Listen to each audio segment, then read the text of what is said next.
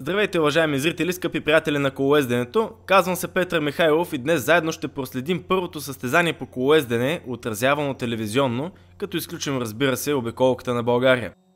Намираме се в град Пазарджик, където старт ще бъде даден на държавния личен и отборен шампионат за юноши старша възраст. Днес те трябва да изминат трасето с дължина 114 км, което се оказа доста тежко, с няколко изкачвания. То се състои от 4 обиколки по около 28 км. 10 отбора наредиха общо 32 състезатели на стартовата линия, които се отправиха да покоряват шосетата около Пазарджик. Остър старт бе даден, като още от началото отбора на ЦСК се опита да направи атака, последван състезателя на Пазарджик.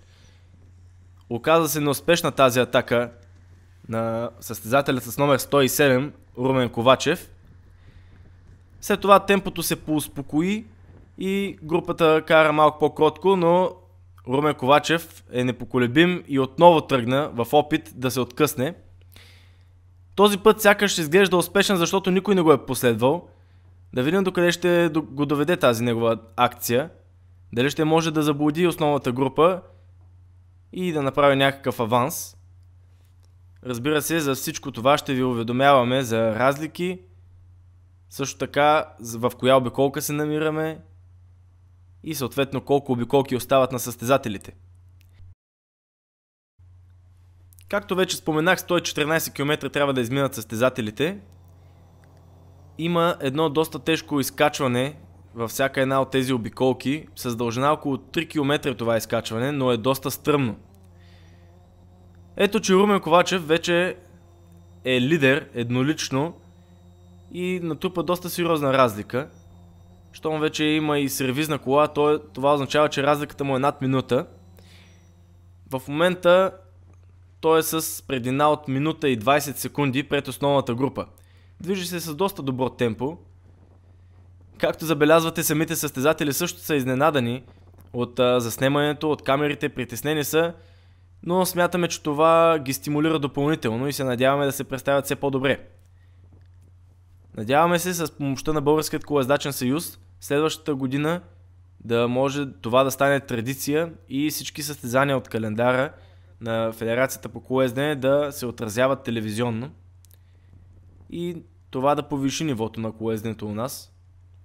Не, че то е ниско сега, напротив, имаме доста силни състезатели. Миналата седмица беше шампионата за юноши младша възраст в Нова Загора, където доста успорван беше общия старт. Интересни тактики бяха приложени от момчетата. Днес ще видим дали ще станем свидетели на същото, тъй като вече състезателите са по-големи, 17 и 18 годишни.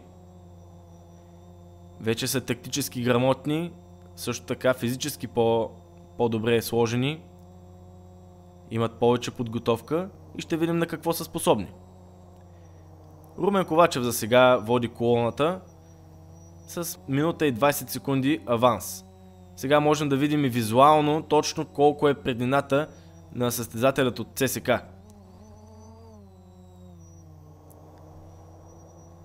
Отборите на Варна, Пловдив, Нова Загора, Пазарджик домакините, Бургас, Драг, Несебър, Лястовица Казанлък, Хемус Троян и ЦСК са изпратили състезатели на това състезание, като както вече споменах 32 са те. Това мислим, че е повече от минута, дори може би 2 вече преднина за Румен Ковачев пред основната група. Ето ги в далечината се виждат те, но сякаш не си дават много зор.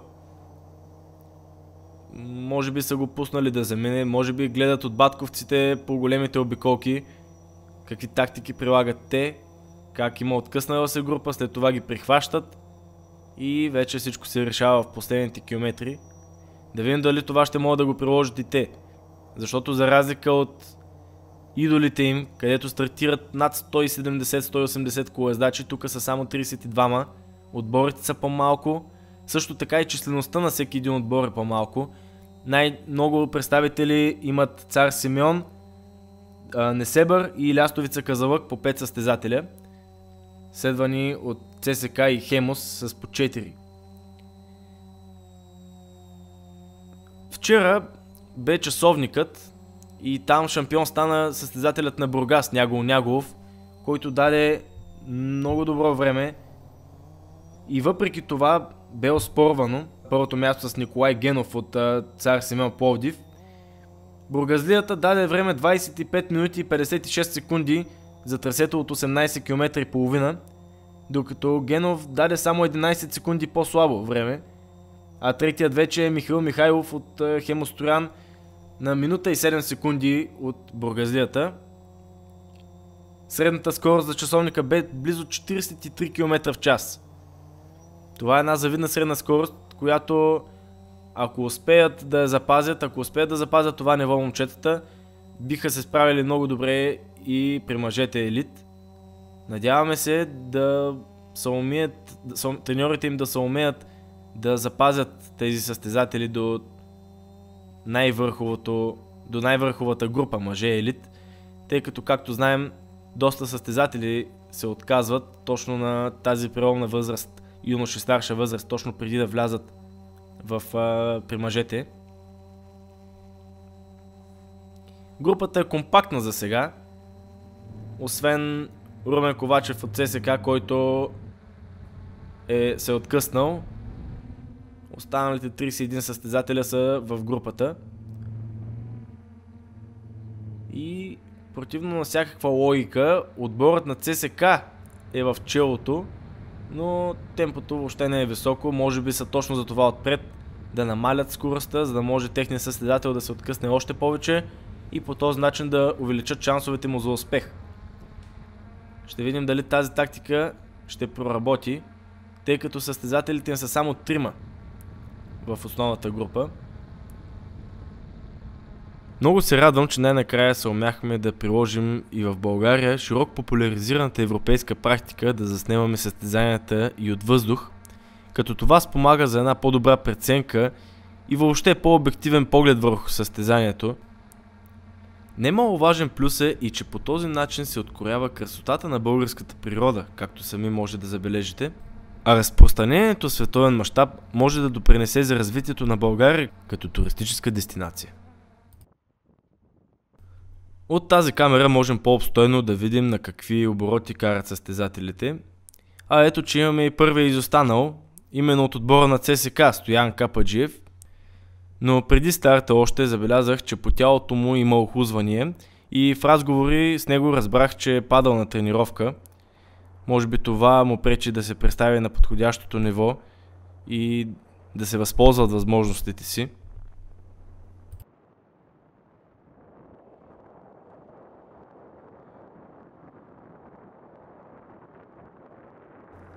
А това е Румен Ковачев. С прилично темпо се движи. В момента е в първото село, Радилово. Има леко изкачване. Около 500 метра, 600 метра изкачване е. Но си тежи. Като цяло, първите около 20 на километра са с тенденция на леко изкачване. Може би 1-2% не е тежко, но се усеща. Тук е малко по-тежко. Но както виждаме, той се справя.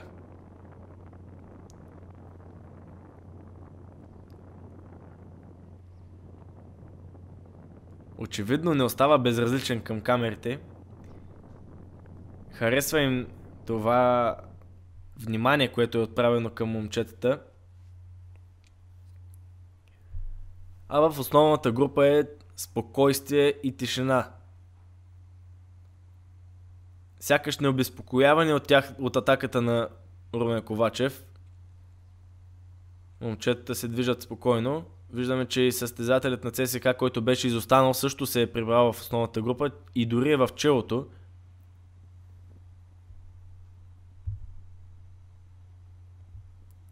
Стоян Кападжиев.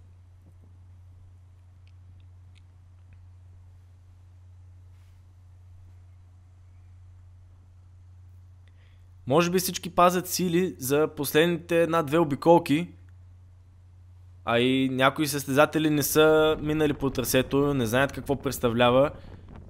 Може да използват първата обиколка просто за разузнаване и след това вече да помислят как се чувстват и да преценят какви тактики да приложат, къде да атакуват, с кого да се откъсват и така нататък.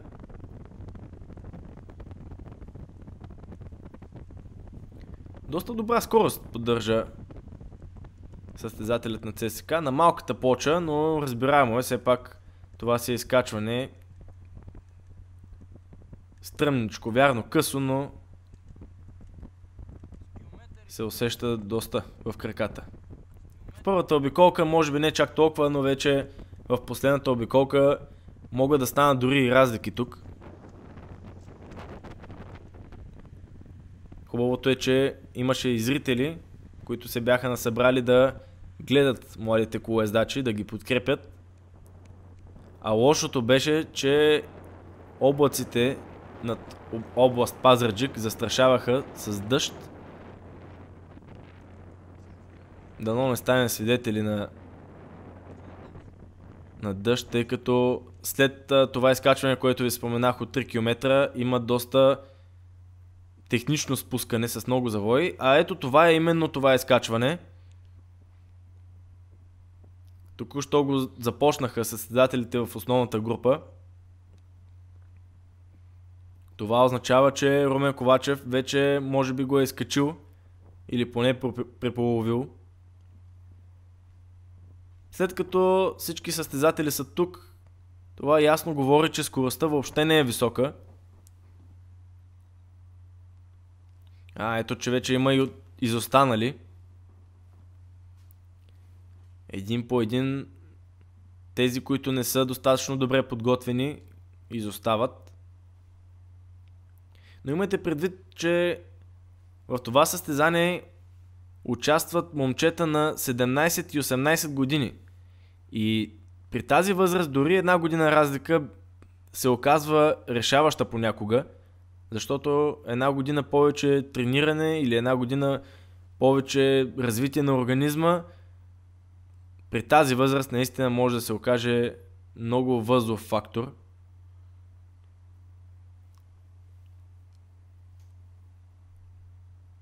Първите изостанали вече са на лице от отбора на Троян и мисля, че Варна или Казанлък са двете момчета от зале. Но да се насочим и към основната група, да видим там какво се случва. Дали вече не са започнали с атаките или смятат, че още е рано. Цялото това затишие е в полза на Румен Ковачев, на лидера в състезанието за сега, който ще се радва на увеличаване на разликата си или поне задържане на нея. Той постоянно получава информация от съдийските автомобили и от треньорите си за това как се движи основната група, дали го настигат, дали карат здраво или просто се разхождат, както е и случая.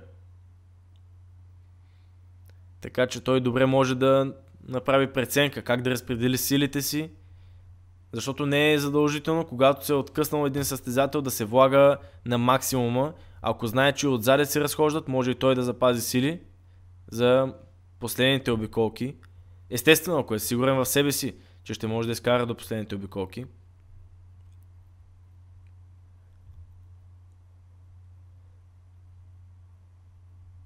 За сега обаче се държи добре. Радваме се, че най-накрая и състезанията от юношите вече се отразяват медийно. А както виждаме, имаме и няколко ракурса, един от които в случая е въздушен. Много по-обстойна, по-обективна картина ни представят тази камера. Ето ги състезателите от основната група. Продължават с лежерното темпо.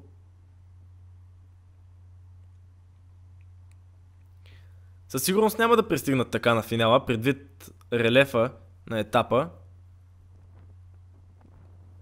Доста е тежък и не смятам, че биха завършили повече от 5 състезатели в група. Ето, че сега от отбора на Пловдив застанаха в челото. Натиснаха педалите, може би за да стопят малко разликата на Румен Ковачев. Отбора на Пазарджик също. 2 състезатели са изпратили.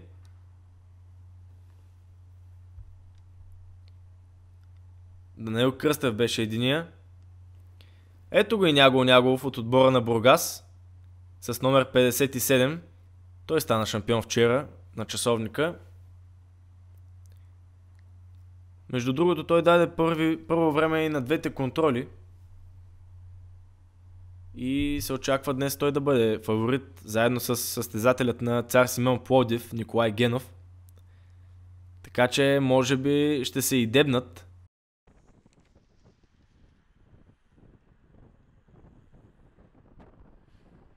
Николай Генов е с номер 21, за да ви е по-лесно да го следите. Това е вече завършването на първата обиколка. С този завой състезателите навлизат вече във втора обиколка. И вече знаят какво ги очаква по време на целия маршрут. О, падане! Падане в края на групата. Дано да не е сериозно. Изправи се колездача веднага на крака. Може би ще хване колите и да влезе в основната група. Да не загуби много време. Знаете, до някъде е позволено, когато има дефект или падане, с колите, с сервизните коли, малко по малко да се влезе в основната група. Естествено, без да се злоупотребява с това. Междувременно отбора на Пазарджик не чака никой и се нареди отпред. 3 състезатели имат печенеги Пазарджик. Тодор Тотков, Данаил Кръстев и Станислав Киров. Последните 2 са в челото на основната група. Данаил в момента ги води, следван от Станислав. Именно Станислав е техният лидер. Вчера той се представи най-добре на часовника за отбора си. Да видим дали днес ще може да повтори това добро класиране.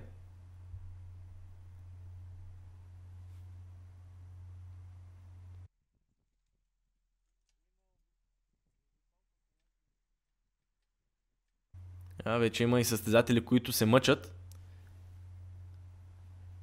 Нормално, вече километрите натежават.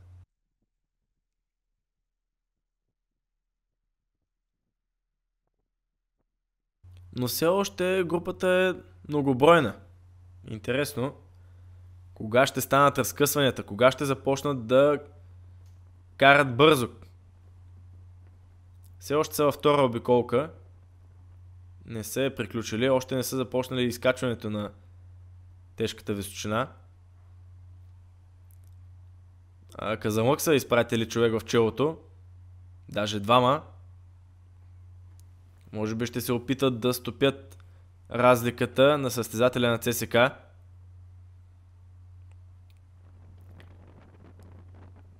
Това е спускането преди началото на тази тежка височина, за която ви казах. След малко започва тя. Ето сега атака. Атака от отбора на Пловдив. Следват го състезателите на печенеги Пазарджик. Не може да се откъсне и спря. Отказа се състезателят на Пловдив, тъй като видя, че цялата група го подгони и няма шанс да се откъсне. Но поне разкъсаха групата назад. Още една атака. Още една атака от отбора на Пловдив. Непримирими са те днес. Да видим дали някой ще успее да го дублира. От Пазарджик състезател се опитва да го прихване. Да видим дали това ще стане. Това е тежкото изкачване, за което ви казах. Имайте предвид, че Пулса им е над 180 в момента. Почти на макса са в момента.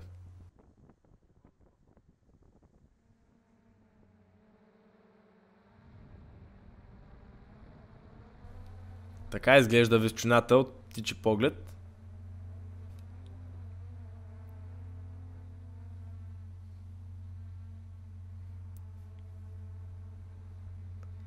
Тепърва ще видим и лидера в състезанието. Ето го. Румен Ковачев. Сега визуално ще видим и каква е разликата му с останалата част от групата. Също така дали състезателите на Пловдив, състезателя на Пловдив и този на Пазарджик са успели да се откъснат драстично от основната група и каква им е разликата от лидера за сега.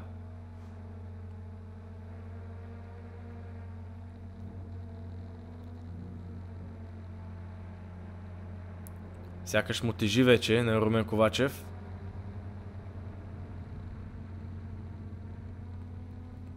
Доста започна да се клати на велосипеда си.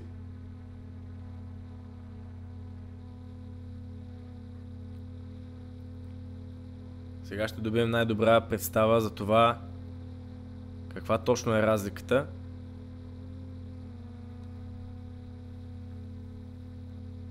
О, ето ги! Ето ги, откъснали си. Колездачът на Пловдив и колездачът на Пазарджик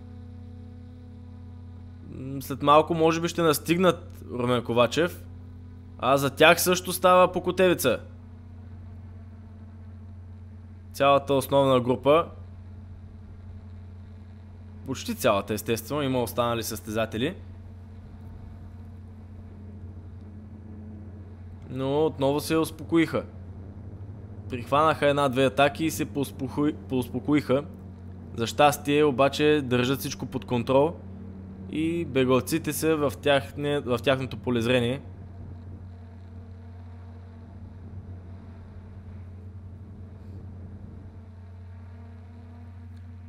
Само един състезател на ЦСК остана в основната група. Двама на Нова Загора, двама на Казанлък, двама на Бургас, двама на Троян и трима на Несебър. Както и вече двама на Пловдив. Така че силите са поизравнени.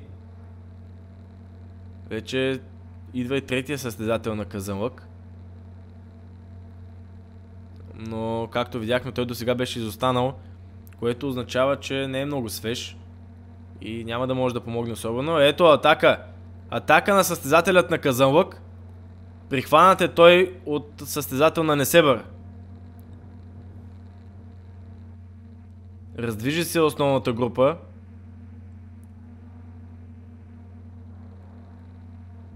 Но ето, че пак спряха.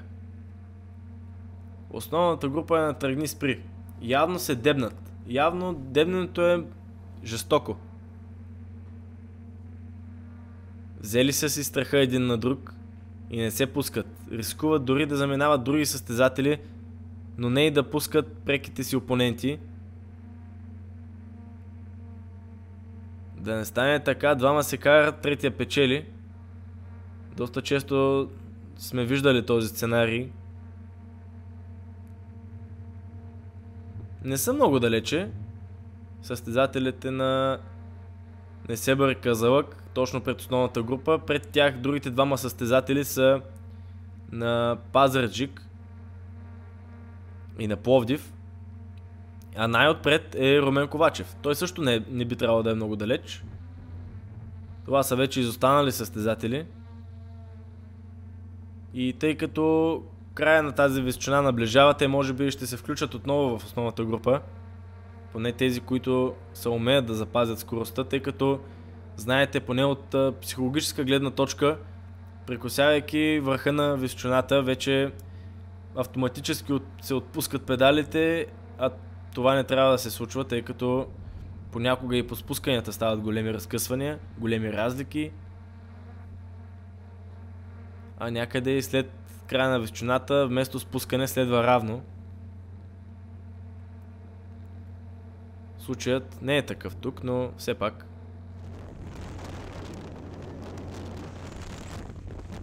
Това са изостанали състезатели. Това е Нягулов и Деян Нинов. Може би са имали някакъв дефект или падане. Предполагам, че едно от двете, тъй като са в такава форма, че не би трябвало да изостанат. В основната група обаче не се кара много бързо и те ще влязат в нея. Да, вече са вътре. Виждам с 57 номер Нягулов. Тоест вече са настигнали основната група. И тя е в почти цялост.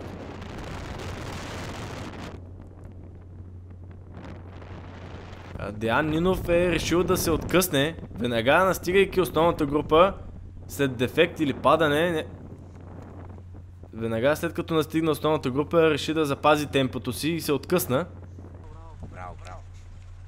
Това е групата зад Деян Нинов. Той вече задмина всички и е лидер. Зад него са Адриан Беев от Цар Симеон Пловдив, Данаил Кръстев от Пазарджик, Стойчо Стойчев от Несебър и от ССК Румен Ковачев. Това е четворката, която оформя втората група. Така че в момента имаме разместване на позициите. Начело е Деян Нинов с номер 106 от ССК. Лидерът се сменя, но не е отбора.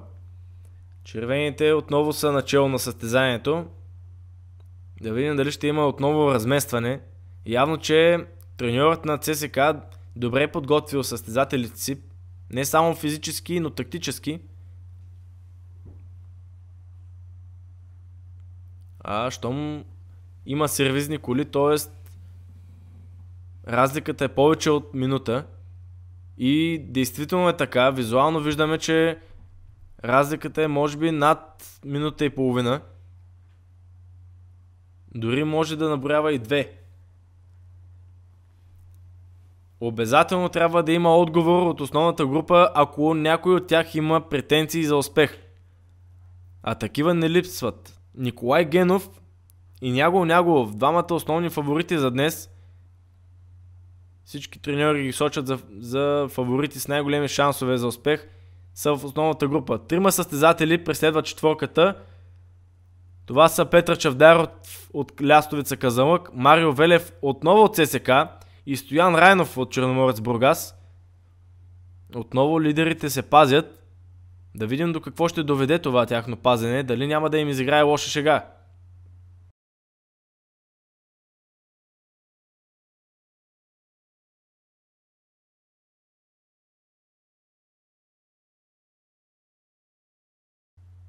Още не се вижда основната група. Много е назаде. Много назад е основната група. Може би над 4 минути.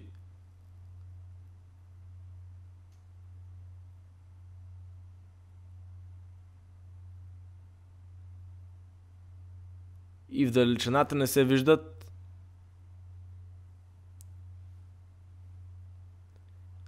За сега е тихо и спокойно. Няма много вятър.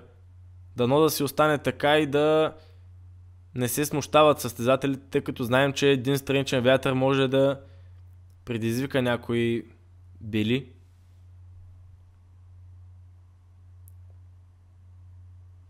И все още ги няма от основната група. Явно, че нямат такива апетити за успех.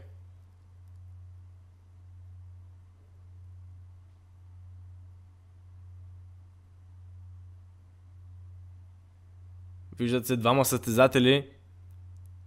Това фактически се явява четвърта група.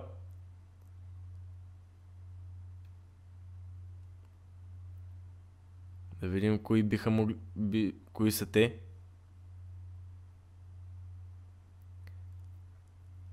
Състезател на Нова Загора и състезател на Троян.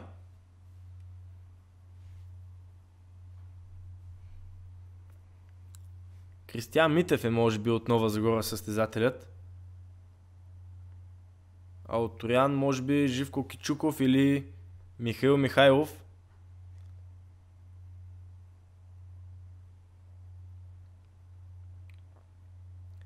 Ето какво е положението в основната група. Явно, че на тях не им се кара днес.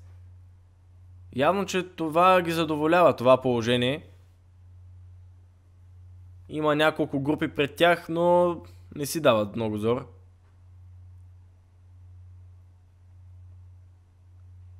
Като гледам, няма и много наставления от треньорите. Явно, че всичко е премислено.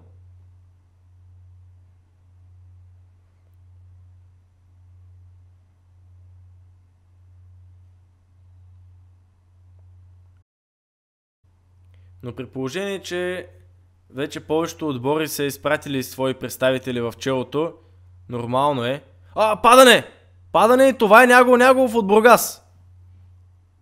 Много лош късмет има той днес. Малко преди това, в предишната обиколка, той беше паднал или с дефект беше изостанал. Сега още едно падане. Ето, че пътя вече е мокър. Нямат късмет състезателите, хвана ги дъжда. Може би сега съжаляват, че по-рано през етапа не караха бързичко, а се влачеха и на разходка. Може би ако не се бяха дебнели толкова, щяха да се измъкнат сухи от етапа. Ето, че дъждът се усилва все повече. Именно това са лидерите в състезанието за момента. Данаил Кръстев и Адриан Беев от съответно Печенеги, Пазарджик и Цар Симеон Пловдив. Те са на финалната права вече. Данаил Кръстев е на първа позиция, Адриан Беев е на втора. Адриан Беев се намира в по-изгодна позиция. Той може да следи конкурента си. Но Данаил Кръстев в момента се оглежда. Дебнат се. Данаил Кръстев е на първа позиция. Тръгна, отвори своя спринт. Данаил Кръстев или Адриан Беев? Данаил Кръстев за сега е напред. И той е новия шампион на България в дисциплината общ старт за юноши старша възраст. Адриан Беев е втори със същото време, разбира се. Ето и класирането в челната десятка. На трето място Петър Чавдаров от Лястовица Канзалък на 1.55. Четвърти Николай Генов от Цар Симеон Пловдив на 6.56. Деян Нинов от ССК 9.02. Онур Татар от Лястовица Казанлък заедно с Михаил Михайлов на 9.23, съответно 6 и 7. 8 Няго Няголов, 9 Живко Кичуков и 10 Кристиан Митев и тримата с време 10 минути и 4 секунди изоставане от първия Данаил Кръстев. Още веднъж на целия снимачен екип благодарим ви за съдействието.